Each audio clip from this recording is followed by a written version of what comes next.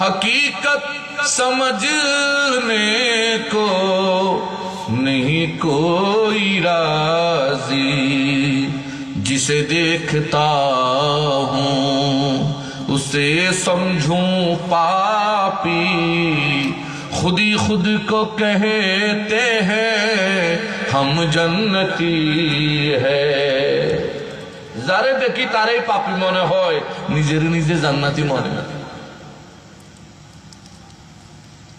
বুঝো, যারে দেখি কি মনে হয় এটার নামাতে পাপী।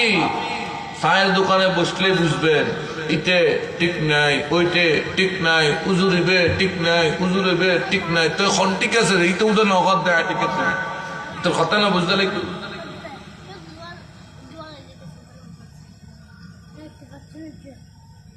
আমরা যে